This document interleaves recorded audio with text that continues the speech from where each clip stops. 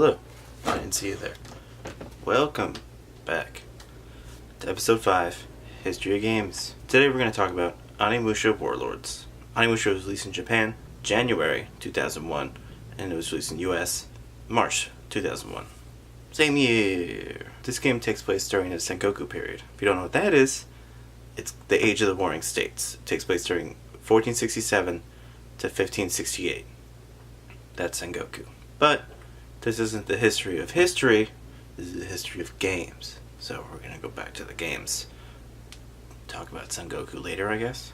Opening cinematic of this game takes place the Battle of Okahazama. The main character, who you play as, Samanosuke Akechi, is for some reason on top of a hill just chilling and watching it. This battle is between the Oda clan and the Yoshimoto clan. You're just on a hill because you like to watch. Fighting and fight, sword, blah blah blah. So later on, Yoshimoto is confirmed dead, and Nobunaga tries to catch a arrow with his throat, fails a saving throw, and totally gets murdered. Or does he? Samanosuke moves on with his life, like you do. 1 year later, he gets a letter from his cousin, Princess Yuki, that her servants are disappearing. So she blames it on the monsters in her closet. Except this time, they're ninja monsters. Also, they're real. You arrive at Inabayama Castle, and it's already under siege, Steven Seagal, Tommy Lee Jones, by demons. So, way to get there late. Okay, you start finding the monsters out of there because you're a good guy. You came to help Princess Ukes. So you start fighting. And then this big guy comes out of nowhere, one-shots you. Game over. User wins. So, you dead. But suddenly, you get surrounded by 12 Oni.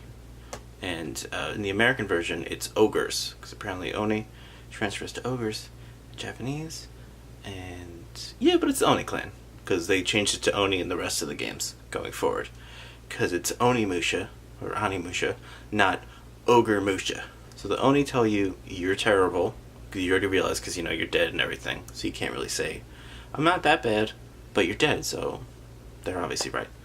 So they give you a gauntlet that lets you absorb the souls of the Genma you defeat and make you more powerful. And with those souls, you can upgrade your weapons. Okay, so you start searching the castle. After you get your sweet lightning sword, you find a Genma scientist, which, hey, even demons have scientists, called Guildenstern. And he is digging through a body when you see him. Not like on the floor, like it's on a table. It's very professional for, going through human organs.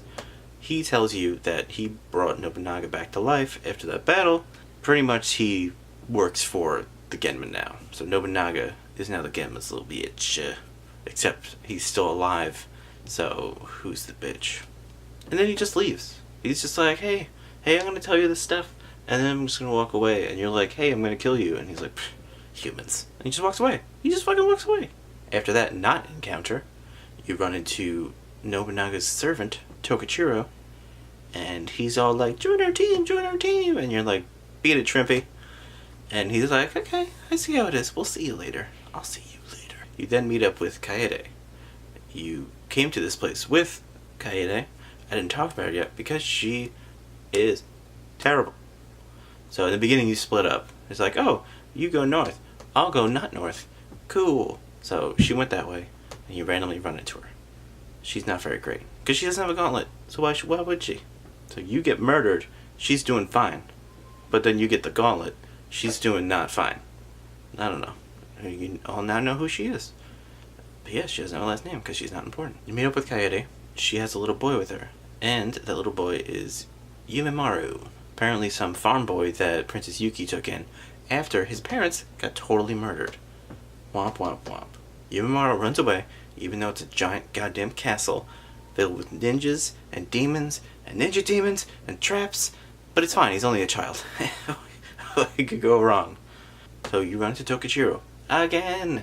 He's still all like, join our team, and you're like, shut up, Shrimpy. So he tells you, I don't know why everyone just likes telling you everything.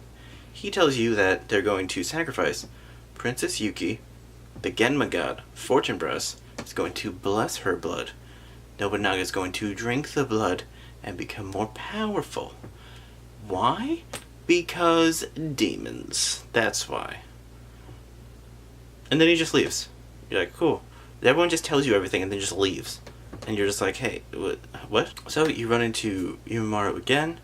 You save his ass again, because it's a child running around in a ninja, demon, trap-filled house. God. So you just leave him Kaede. You're like, here, babysit, BRB. So Samanosuke heads to the underground, gets trapped by Tokichiro. Kaede gets knocked out by a Genma. Falcon Punch! That looks exactly like Samanosuke. And you're like, oh my god, they have cloning abilities. Why don't they just clone Nobunaga and send all the Nobunaga's out to murder people, or at least scare the crap out of people? So then they take Yumaru away. Bye. Kaede wakes up, and it's still terrible, and then she finds Princess Yuki in a cell, and it turns out, oh no, it's a trap. So then there's this powerful Genma that cloaks and murders you at the same time, so you have to kill him.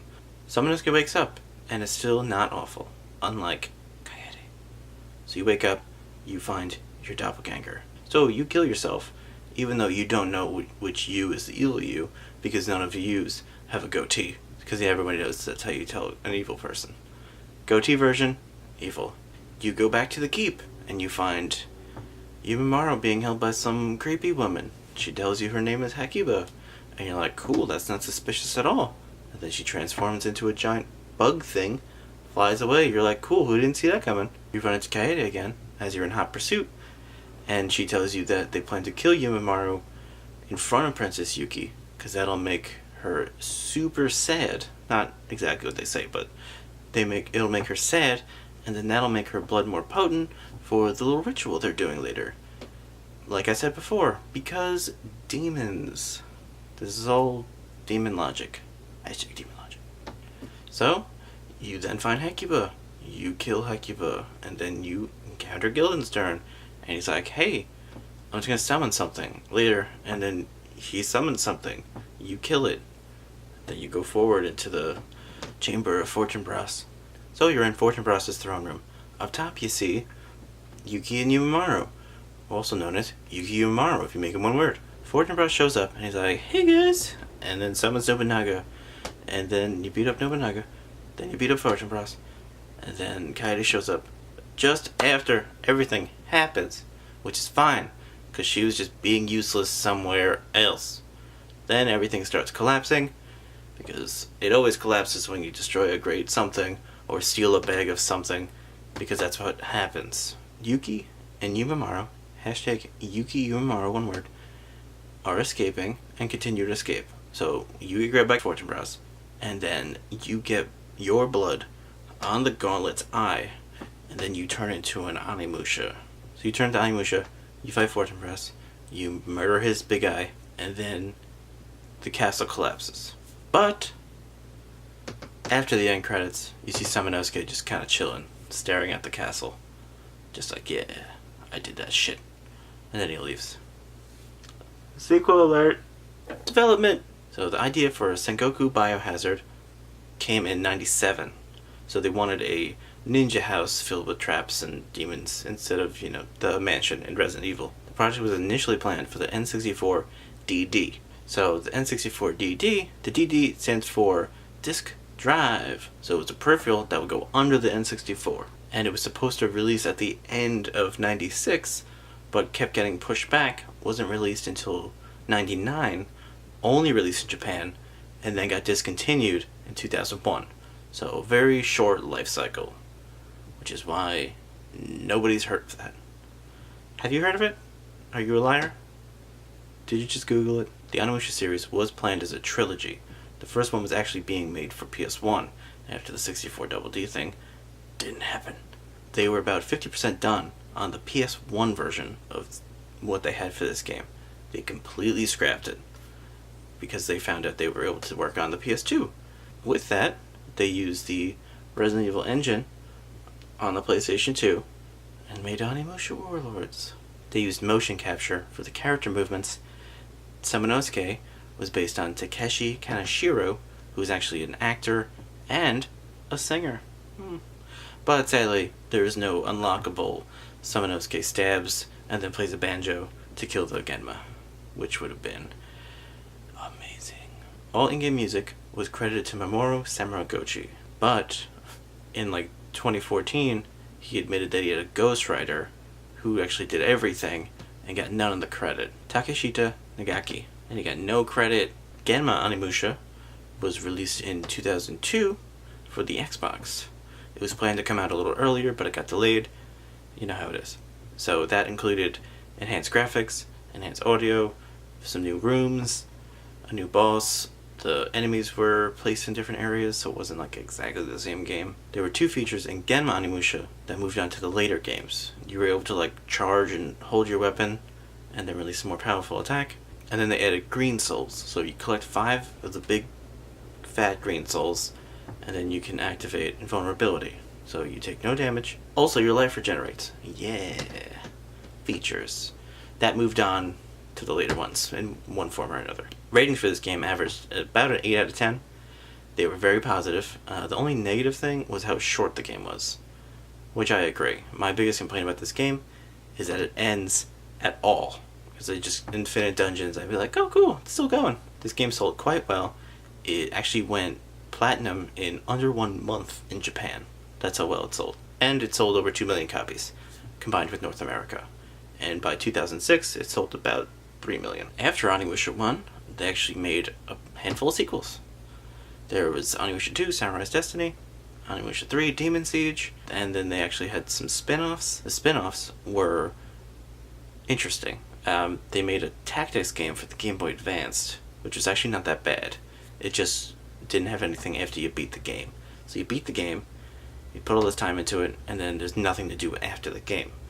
You're like, God damn it. No like New Game Plus or anything like that. God.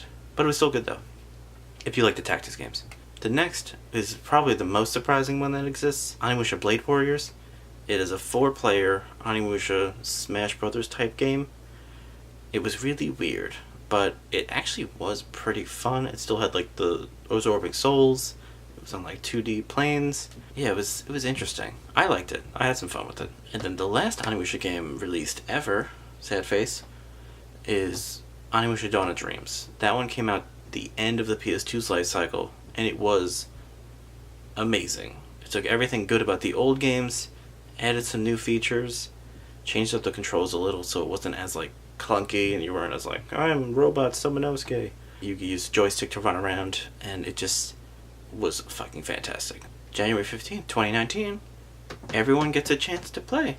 It's coming out for PS4, Xbox One, Steam, and the Nintendo Switch. So now you can be reminded how bad Kaede is on the go. You can be on the train and be like, wow, Kaede is terrible. Oh my god. Then other people will look at you and be like, oh my god, I like Kaede. And you just be like, because they're a liar. And you need to run away from them because they're bad people. There are 3 things I remember, like, as a child, about this game. One was doing the stab down motion on enemies when they're on the ground. I don't know why I remember that. It just was the first time I remember seeing it. Second thing is, the part you play as Kaede, Somonosuke gets locked in a chamber, and water is rushing into the chamber. And he's like, hey, I can't drink all this water. And Kaede's like, cool, I'm gonna walk over here, and you have to do this stupid puzzle in a time limit, or Somonosuke dies. I remember that part being annoying, because I was a stupid kid. Actually just replayed it, not as hard as I remembered. I remember spending like days on it, and then I'm like, cool, I got it, and then I just fly through the rest of the game. Okay, the last thing is how many times I fucking rented this game. I easily paid for like 3 of the copies that they had at the game stores by me. You know, back when you had to go and rent games from like a Blockbuster. Yeah, remember Blockbuster, kids? Yeah, you probably don't. But I would rent the game. Realistically, I could have just bought it, spent half the amount of money to own it. But hey, what are you gonna do? Few bucks, rent it now, play it nonstop for 3 days, bring it back. When I need to get my fix again, go rent it again. Okay, so in closing, I just want to say, I really recommend this game. This game is like one of my top few PS2 games. Definitely give it a chance when it comes out in January, because it's so good. It's really a fucking good game. Also, I need everyone to buy this game, because if they're like, hey, it's actually selling pretty well, let's re-release all the other games on all the current systems. Yes, please. Give me the 2, 3, 4 HD collection, remaster, blah blah. And if I could play them on Switch on the go, bonus. Alright, so I want to say thanks for watching. Also, bye. And I will see you jerks later.